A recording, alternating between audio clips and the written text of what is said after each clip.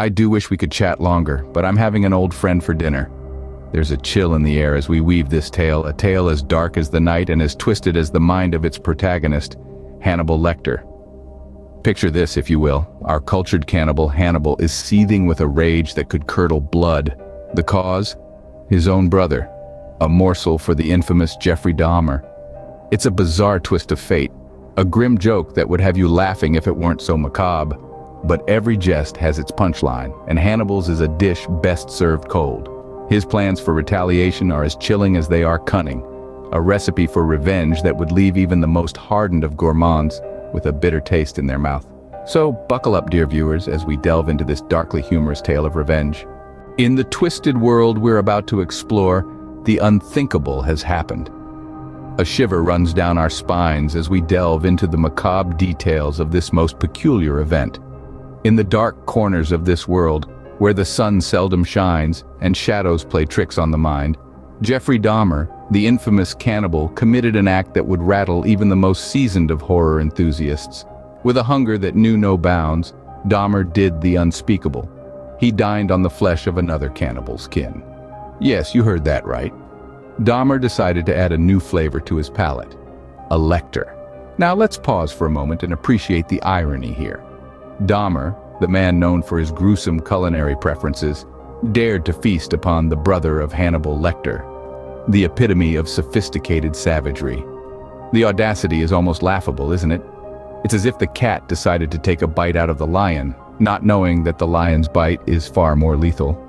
But, oh, the horror doesn't stop there. You see, the cherry on top of this grotesque sundae is that Dahmer had no idea who he was messing with. He was like a child playing with a stick of dynamite, completely oblivious to the impending explosion. One might wonder, how did Hannibal react to this?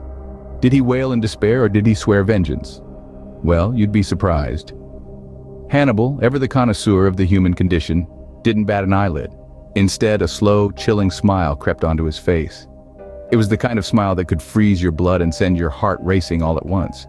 In his sophisticated rage, Hannibal started to plot. Oh, and what a plot it was. Revenge, they say, is a dish best served cold. But for Hannibal Lecter, revenge is a dish best served, well, shall we say, with a side of fava beans and a nice Chianti. And so Hannibal, in his sophisticated rage, plots his delicious retaliation. Retribution, when served cold, is somewhat unsatisfying, wouldn't you agree? Now imagine Hannibal Lecter, the man with a palate for the peculiar, preparing for his ultimate revenge. He's not one for half measures, you see. In the labyrinthine corridors of his mind, he's already setting the table, the silverware shining under the dim light of his cunning. Each utensil a testament to his meticulousness, each dish a promise of retribution. But remember, this is Hannibal we're talking about. He doesn't just plan revenge, he makes a three-course meal out of it. Picture the starter, if you will. It's not your run-of-the-mill soup or salad. No, it's a little more exotic. Maybe a broth, simmered with the essence of humiliation, a dash of fear, and garnished with the bitter leaves of regret. A perfect way to whet the appetite, don't you think? Now, moving on to the main course. This is where things get really interesting. Hannibal's not one to skimp on the theatrics, you know. He's thinking along the lines of a roast. A slow-cooked, tender roast of vengeance, marinated in the juices of impending doom, basted with dread, and served on a bed of sweet, sweet revenge. And of course, it's all seasoned with his signature blend of dark humor and irony. And finally, to round it all off, a dessert. Perhaps his testicles, a tart of despair, with a filling so bitter it makes your taste buds recoil in horror. Topped off with a dollop of retribution and a sprinkling of poetic justice. A fitting end to a meal that's, well, to die for. But make no mistake, this isn't just about revenge. This is about sending a message, a chilling reminder of the consequences of crossing paths with the wrong gourmet. And so, with a gleam in his eye and a chef's knife in hand, Hannibal prepares for his guest. There's nothing like a good old-fashioned face-off, especially when dinner is on the line. Now, imagine this. A dimly lit room, the aroma of fear thick in the air. Two notorious figures, Hannibal and Jeffrey, square off in a showdown that could only be described as a meal ticket to the macabre. The tension is palpable, yet there's an undercurrent of dark humor that keeps the atmosphere from becoming too heavy. Hannibal, a man of refined taste and cannibalistic tendencies, wears a look of calm fury.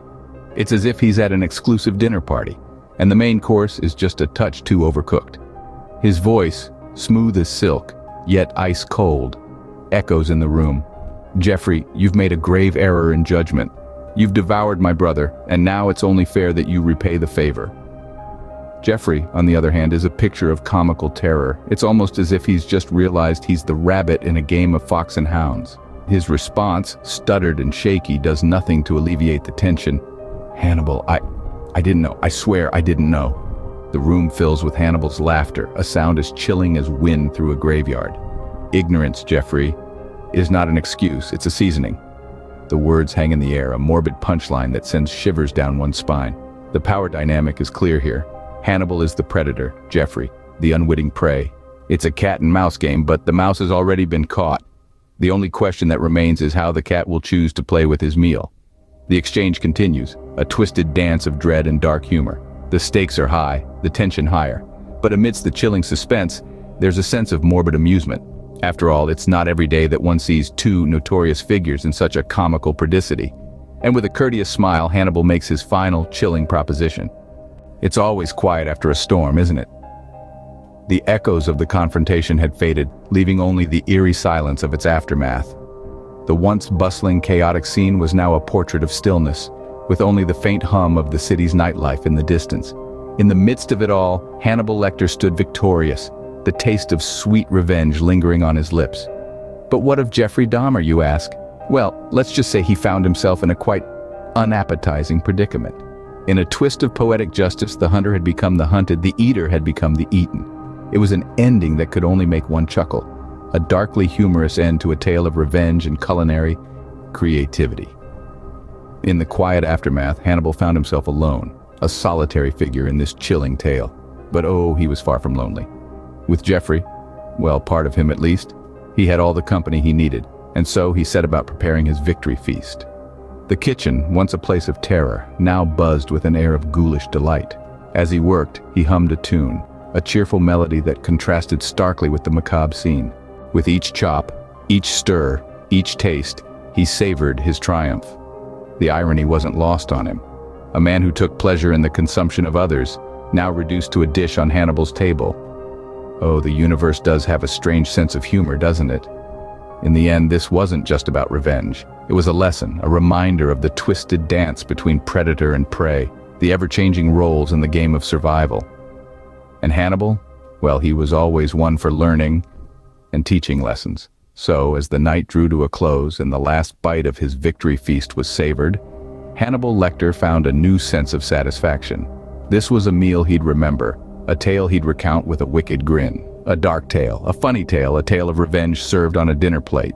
And so Hannibal Lecter, with a satisfied smirk, enjoyed a meal he'll never forget. Ah, the delightful taste of revenge. Who would have thought that our beloved Hannibal could be so comedic in his pursuit of justice? But then again, when the stakes are as high as they were in this twisted tale, one can't help but find a bit of humor in the horror. After all, isn't laughter the best way to cope with the unimaginable? It's been a wild ride, hasn't it? A darkly funny exploration of what it means to cross paths with two of the most notorious figures in horror history. We've seen anger, we've seen vengeance, and yes, we've seen dinner plans that would make even the most seasoned horror fan squirm. But that's the beauty of these stories, isn't it? They give us a chance to explore the darker corners of our imagination, all while sitting safely behind our screens. If you enjoyed this darkly delicious tale, please hit the like button, subscribe, and don't forget to ring that notification bell. After all, you wouldn't want to miss what's on the menu next, would you?